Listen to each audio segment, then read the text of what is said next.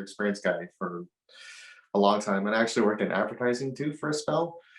Um, and yeah, it was just interesting doing like the ethnographic studies and doing your heuristics and trying to figure out what people want, like versus what you want them to do. Yeah. That was always funny. That's how I fell into the field, like back in 96. Hmm. I started working for this company called Moda Media, and we were designing. Well, one of their claims to infamy was creating the first banner ad that ran on the internet. So that was Oh, that was great, you know, and that's a great feather in someone's cap. yeah, But at least it wasn't a pop up. yeah. But we were also building, you know, we were building the first websites or the second generation websites for Delta Airlines and Citibank, and no one knew what people wanted in a website for Citibank. It sounds funny now to think about it, but no one really knew back then. Oh yeah, So it was just the Wild West. yeah, It was more fun, I think. well, 10 times more fun than it is now. So it was my job to ask the questions. So that's Oh, cool. Yeah, but tell sure. me more about you and where you're from and where your story begins, David. I mean, let's see. I grew up in Southern California, and I've always wanted to be a writer. Basically, since the third grade, I wrote a story and for my class, and I had to read it out loud. And they started cracking up. They loved it, and I was like, I like this feeling, you know. And then my second story, which I read out loud, just bombed, and it was crickets. And I was like, okay, okay, no, no, that's good feedback. And and then I was like, I'm gonna do better. I'm gonna figure this out. And so favorite classes all through high school were English. My favorite teachers were English teachers. I majored in English. I went to the MFA program at Emerson College, and Mhm. that's where I met my wife, Nicola Yoon, who wrote Everything Everything. Who's also an author. So we're both writers. And throughout our entire marriage, we just have been writing and talking about stories and nonstop. Um, Writing, we didn't know how to become writers. And that's really hard. No one really knows how to become a writer. There's a lot of luck involved. And so while we were waiting for our ship to come in, we had our day jobs, Mhm. and mine was in tech. I worked in from the early days of the internet. I started out as a graphic designer, and then I became a web designer, which became a user interface designer, which turned into user experience design. Right. Um, and so I was a user experience, expert basically for social media companies and ad tech companies. That was interesting. Yep. Not advertising, although I did do digital advertising for 5 years. Um, I also worked on the technology that serves up the ads, and then I worked for a cybersecurity firm. So there's a lot of you get to see a lot of how the internet sausage is made. Yeah. Um, it's not always pretty, and so I was like, this is something I need to write about because, especially with the ad tech company that I worked at, we were all learning how to, gather user data and basically figure out how to serve up the best. You talk about banner ads, like serve Yeah. up the best banner ad you could for the right user. And everyone, to a single person at this company, had ad blockers installed on all their devices. Mhm. And so I was like, isn't that funny? I work with a bunch of really brilliant, smart people, and we're acting like a bunch of non-smokers stuck working at Philip Morris. That's right. That's right. Yeah. What year was that when you were working in ad tech? It was about 5 or 6 years ago.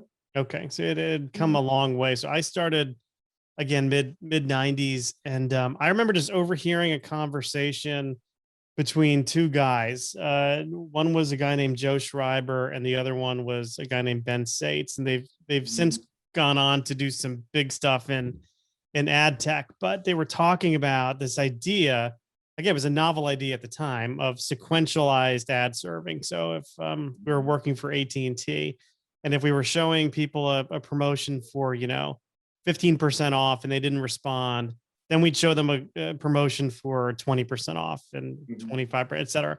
So I'm like, wow. So how do we know that somebody's seen something? And they're like, well, no, there's something called a cookie that we're going to be putting in people's, web browsers and da da da. Da. And I'm like, this is getting scary. But we worked for this guy named GM O'Connell who had this vision of of advertising so good that it could be perceived as a service, meaning you're not even going to think it's advertising. It's going to be so Mhm. relevant. It's going to be so targeted. And cut to, I don't know, what are we at, 20, 25 years later? He's now somewhat of a recluse and very upset about the world in which has become of his creations, you know? Oh my God, that is so interesting. I mean, that's the kind of character that I based in the book. There's a character called Pilot, Mhm. who's like this reclusive tech billionaire who has all these regrets about the world that he created. You know, and it's like the sort of this trap that we all fell into. We're all really smart. We're all a bunch of geeks. We love making stuff. We all wanted to make just a bunch of cool shit. And we were so encouraged by the business interests that we never really stopped to think about what we were building or if it was any good. We would just say things like, "Wouldn't it be cool if, we could retarget the customer out in the real world using their geo data on their phone? That way, if we know that they're looking at power tools, then when they drive by a digital billboard, we can, if we have enough of this data, we can serve up, or a gas station TV, we can serve up an ad for the same tools. Wouldn't that be cool?" And we never thought that what we were helping to build was surveillance capitalism. We Right. just were geeks that thought it would be fun. And it just took a second of seeing all my coworkers with the ad blockers to realize, wait a second, but we don't believe in what we're doing. Yeah. And that was sort of the inspiration for version 0. Yeah. Yeah. Yeah. So, I mean, it's interesting because you're right. I mean, it's like just because you can do something, right? I guess the question is, just because you can do something, should you do it? And that's a tough one. That's a tough one. And when you think about how the technology has been used, yes, certainly it's been used to do some great targeting and to really add value to people's lives. Like, hey, how did Facebook know that I was looking for X when I need Hmm. it? Which, is somewhat creepy, but it's also useful. I guess the problem I have with it is when misinformation, when people use it to target like misinformation to people or Oh to yeah, start manipulating behavior or yeah, doing some social totally. engineering, that's where I think we really got to take a long hard look in the mirror and say, oh my God, what did we do?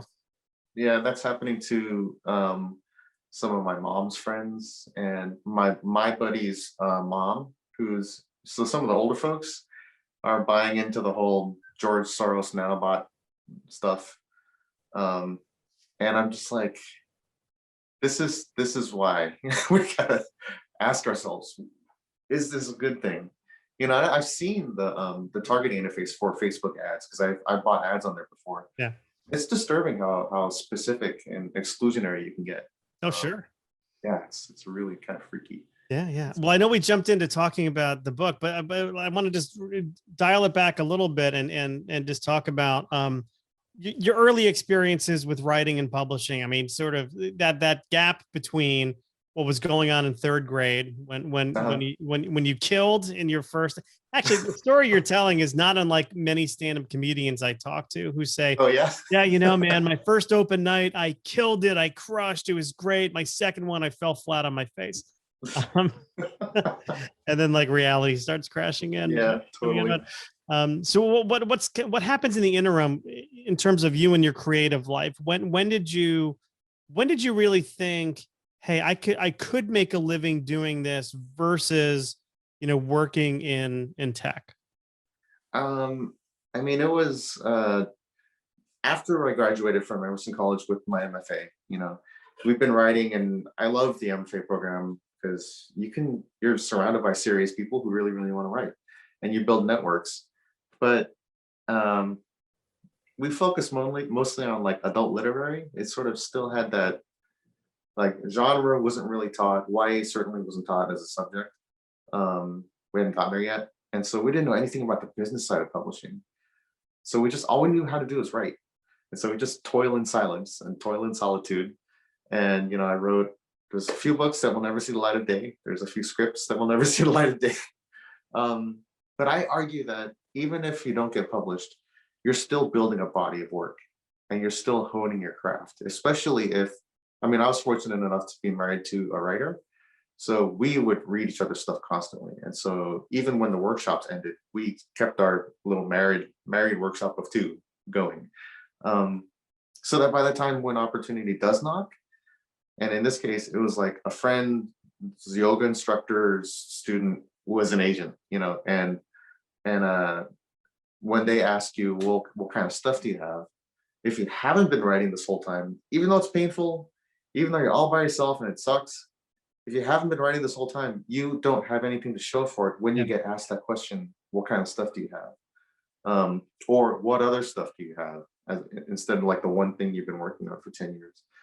And so that was my experience basically. I was like, it's gotta go somewhere. There are plenty of times I thought about not writing anymore, because it was so unfulfilling. But on the other hand, I knew that even the toughest day at my job was never as tough as writing. Mhm. Writing was the real hard work, and therefore was the real work. And if I didn't write, I would become cranky. Well, it's like exercise in a way. Like Totally. if you stop doing it, you're gonna lose something. I compare it to like to training for a race and I'm a runner.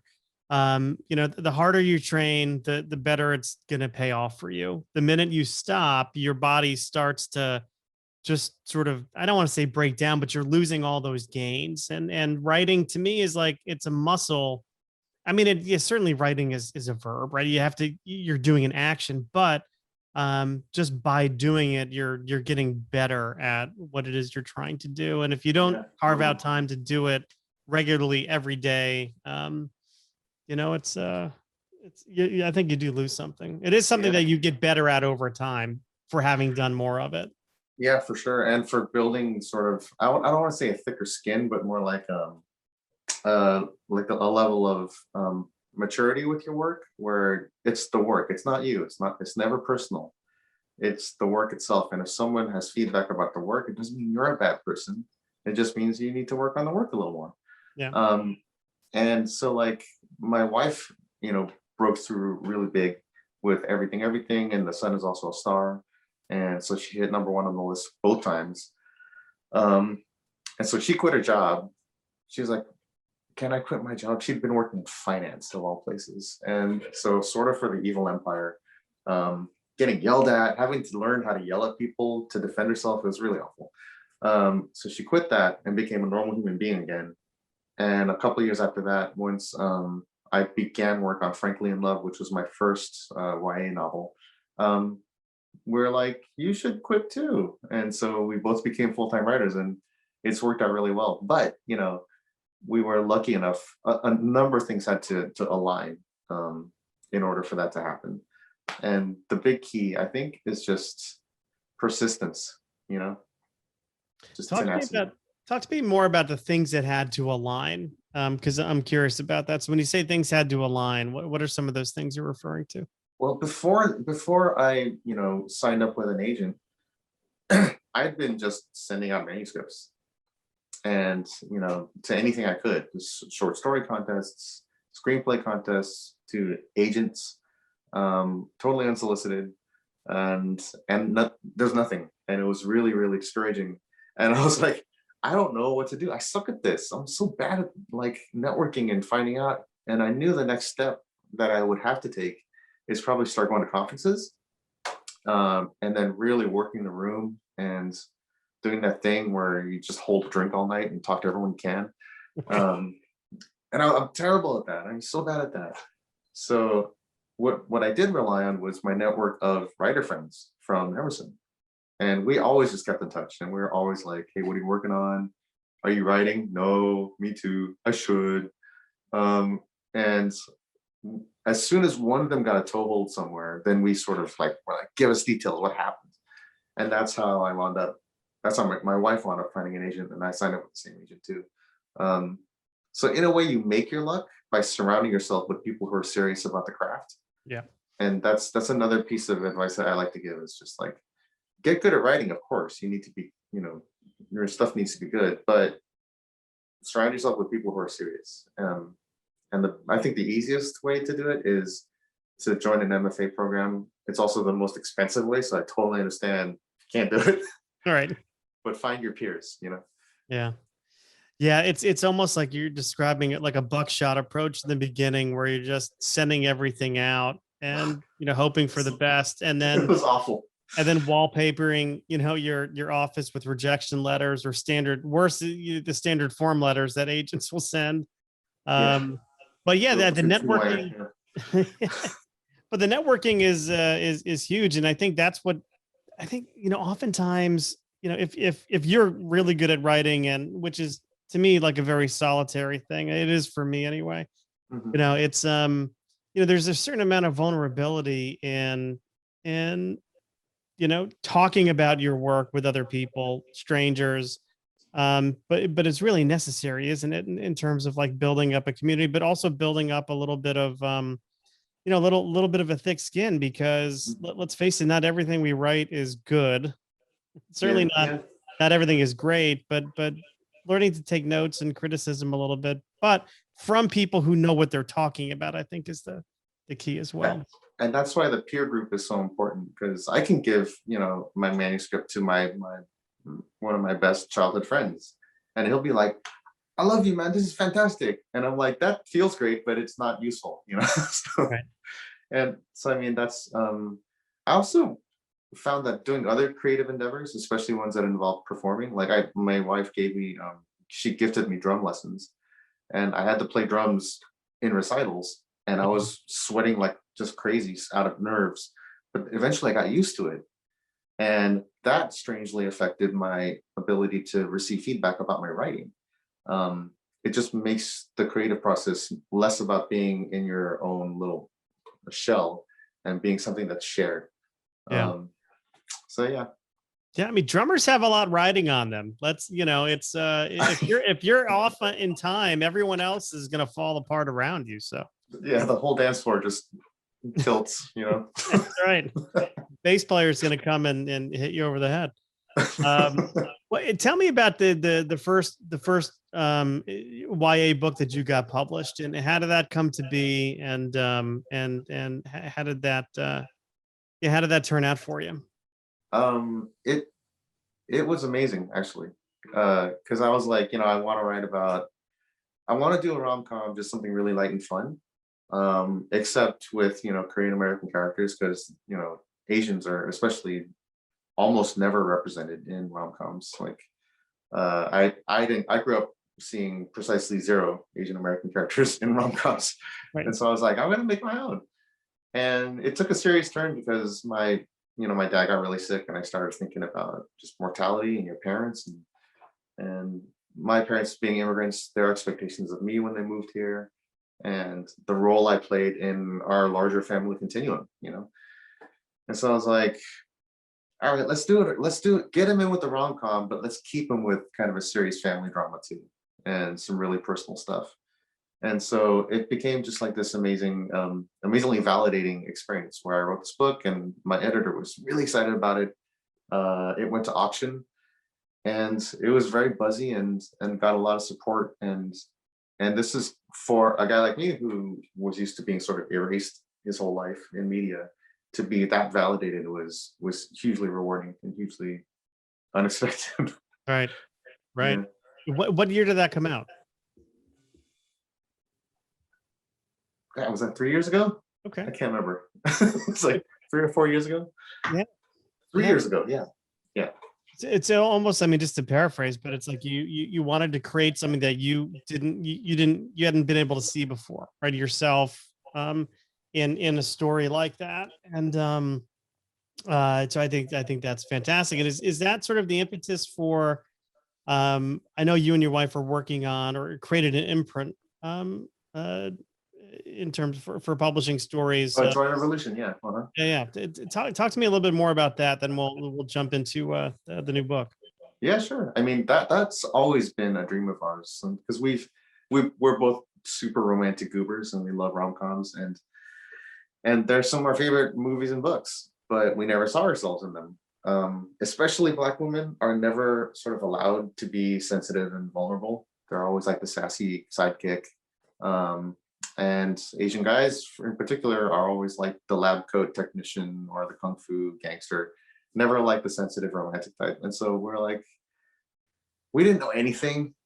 And we were like, let's, maybe we can fund a short story contest with like $1,000 or something. Maybe we can just try publishing ourselves an anthology. We had no idea how to do any of that. But it's always been in the back of our heads. And so finally, when Nikki got published and I got published, we brought up the idea of an imprint to Barbara Marcus, who's the president of Random House Kids books. And she was like instantly said yes, and instantly threw all the support at us. And so we've been really, really fortunate that way. But that's because we already had a relationship. And so she knew sort of what we intended without us having to explain that much.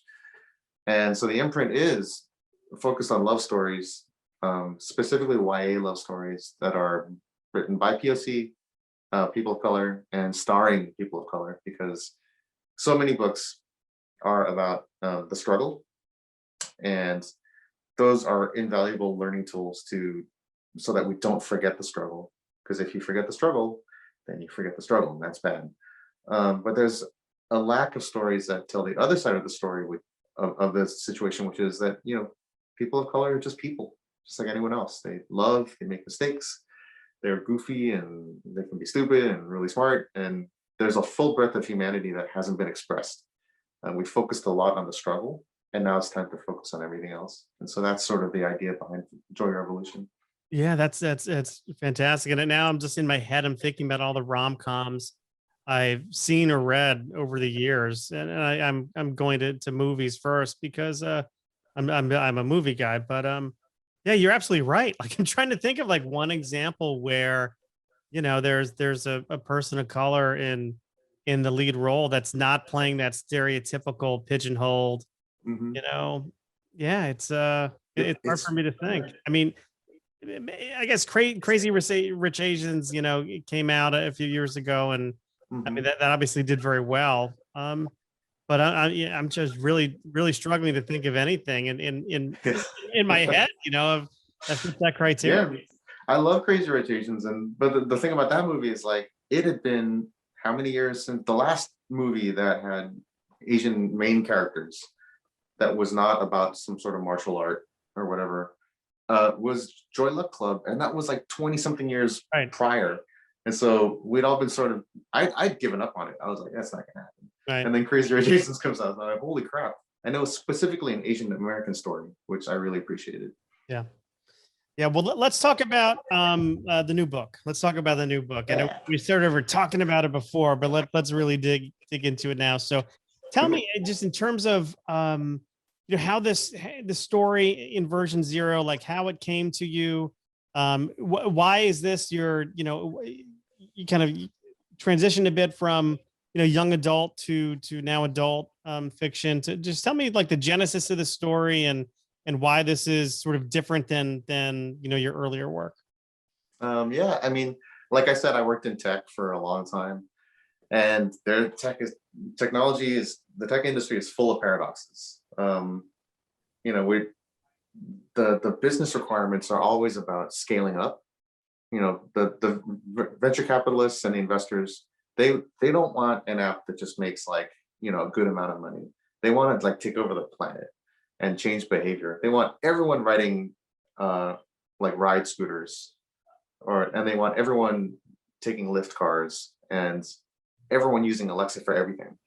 And so it's this almost pure form of capitalism where you've got so much money available to just sort of perform these social experiments on people. And we finally have the tools. Everyone carries a surveillance device with them, known as the smartphone. Um, and so there's no hiding. And increasingly, your car has stuff in it, and all your appliances, and so that gives technologists and venture capitalists, combined with billions of investment dollars, almost an unlimited canvas to just kind of play on, using us as the figures. And I started to realize this when like I was working in tech, and I would talk to my friends, and we always cooking up app ideas for the next big thing. And they always, no matter how fun and cool the app was, like photo sharing app, when it came down to how you're going to make money, we'd always default to some sort of surveillance. And that was the only way we could make money, was to collect user data and then repackage it and sell it like everyone else does. And after a while, we just kind of gave up on our ideas because they were so disheartening and we didn't believe in it. Like, we didn't want to contribute to the surveillance machine. And after years of that, I was like, I got to write about this, because, like, why when I write YA, and I think when most people write YA, they write from a place of hope, because it's for kids, So we want to tell them the world is hopeful and there's all this possibility, and you, as a young adult who are on the cusp of figuring out who you are, have tons of possibility. When I write for adults, on the other hand, I want to write about stuff that the jury's still out on. We don't know if the internet's good or bad. There's a lot of good, but there's so much bad too. And you can't see if we've been better off with it or without it. It's very, very, very hard to say. We're just sort of stuck with it. And that's sort of why I wanted to write this book, to just use this thriller genre to explore these themes. Yeah. It's interesting.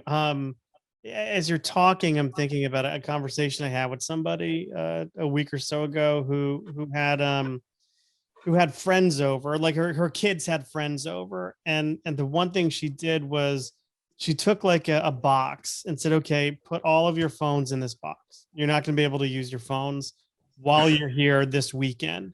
Whoa. And which is like, okay, now all of a sudden panic ensues, right? Panic ensues. But they comply, and they wind up having like the best weekend they've had in a long time, because they weren't like looking at, this thing the whole time. Yeah.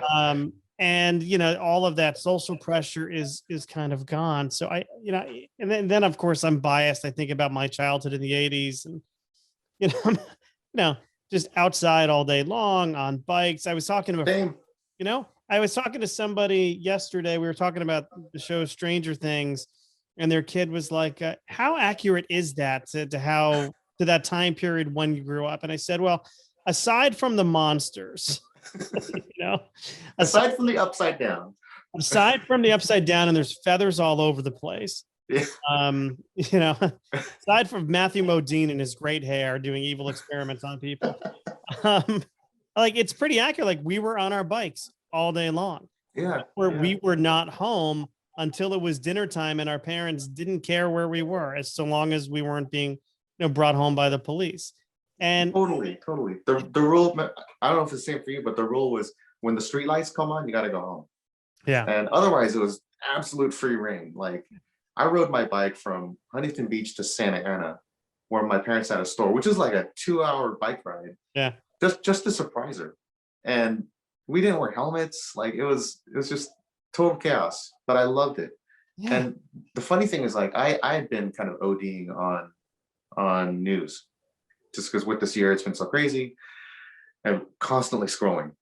From the moment I woke up to the moment I went to sleep, I was scrolling, and I was becoming a terrible human being because of it. I was not sleeping enough. I was drinking too much. It was just bad. And so I stopped, like, even scrolling the fun stuff. So I stopped looking at the internet entirely. And when I meditated, I flashed back hard to high school. Like, I felt like I was sitting in my high school bedroom, where there was nothing but magazines and books and tapes and records and my friends. And it's like this is the crisis of faith that the main character in Version Zero, his name is Max. He's like this brilliant tech entrepreneur. He wants to be like the next Steve Jobs.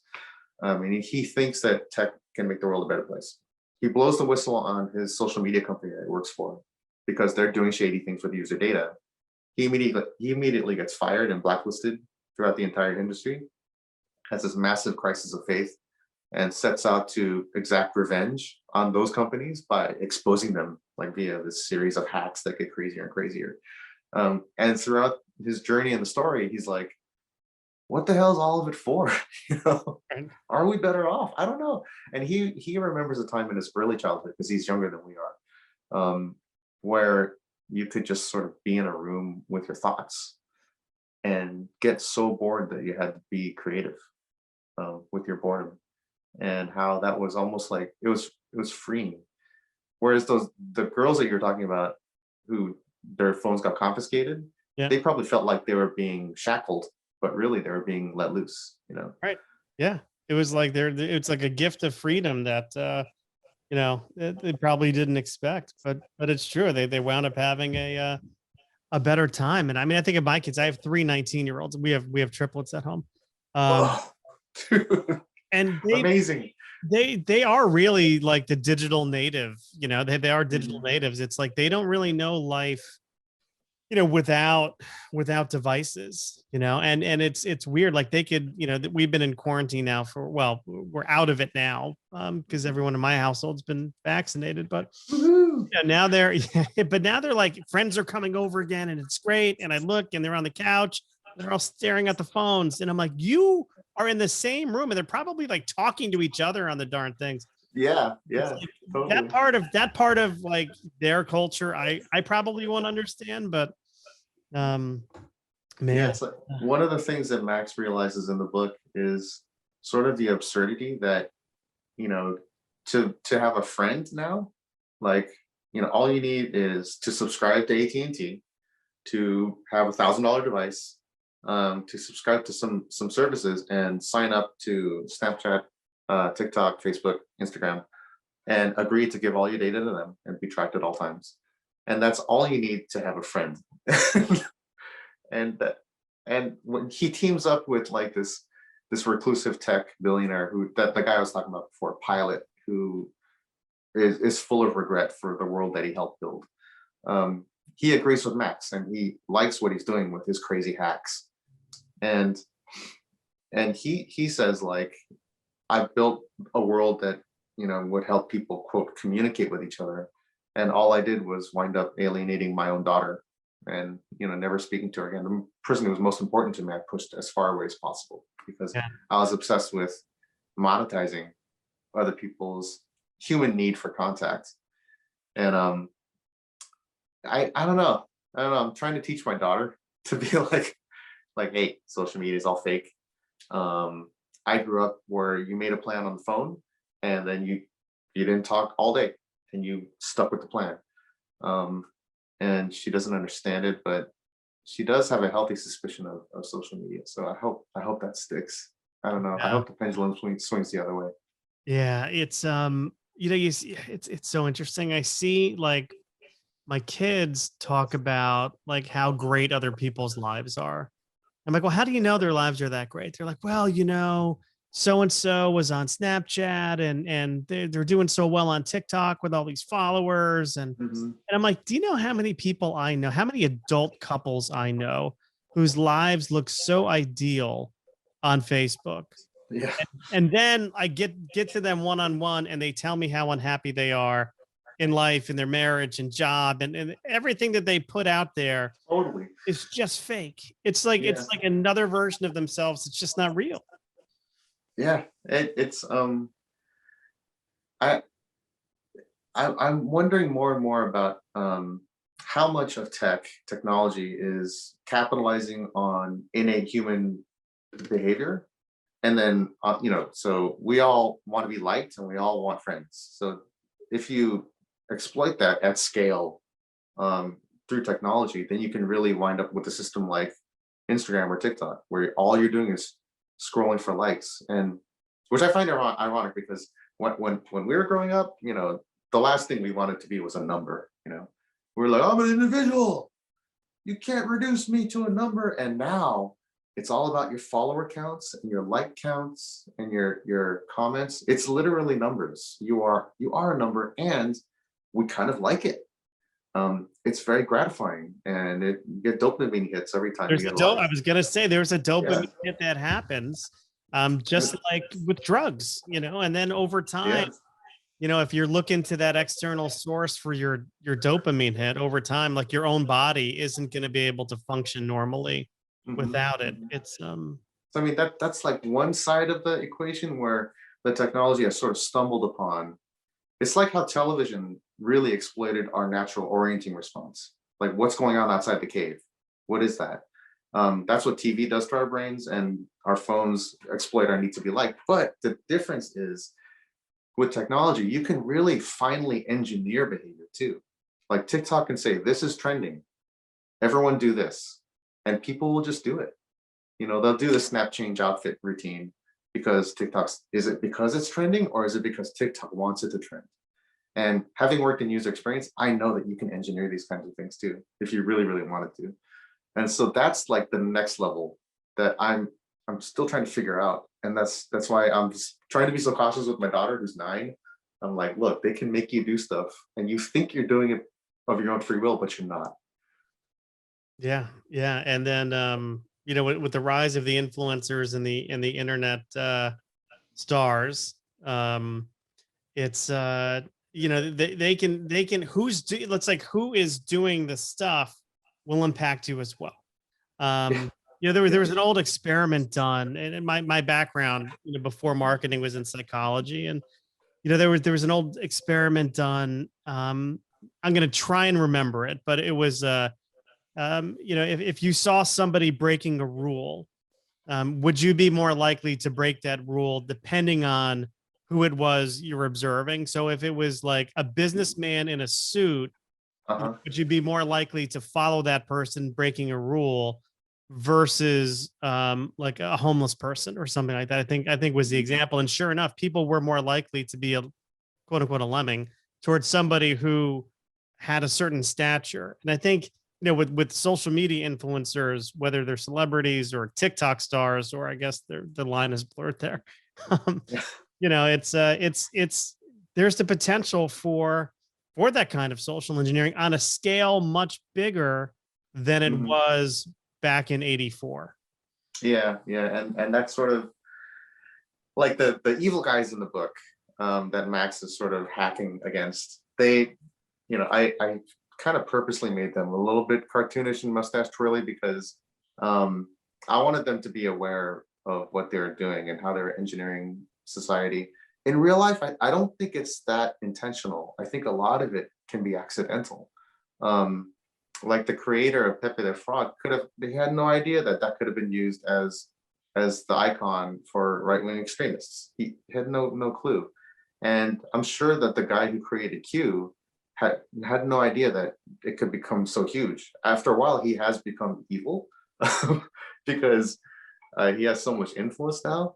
But it's precisely the power. The internet has this power of like anonymizing people so that they'll behave badly, because we all behave worse when we're anonymous. Um, and then giving us incredible amplification power. And so you can do bad things at scale really easily if you want to.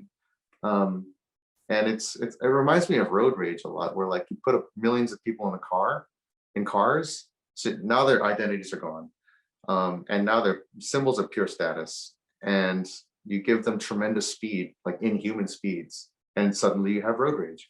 So it's an interesting phenomenon that happens with people. Once you take away core elements of their humanity, they start to act inhuman. I mean, I think we just need to unplug it, David. I think we just have. I think we just need to, wherever it's plugged in, where we just we'll send in a team. It sounds like you might have done that in your book. Not, I don't want to give away any spoilers, but Max definitely asked the question. He asked the question like, is it worth it? Has all this internet stuff we've built, has it is let's judge right now. Has it been good or bad? And it's I kind of leave it up to the reader to answer that question. yeah.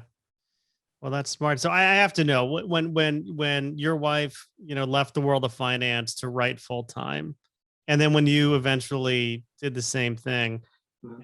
how did your happiness index change at all? I mean, how did that I mean, it got definitely happier, because the best thing I think you can do in life, no matter what it is, whether it's stamp collecting or whatever, just if you do what you love, then you're just automatically happier.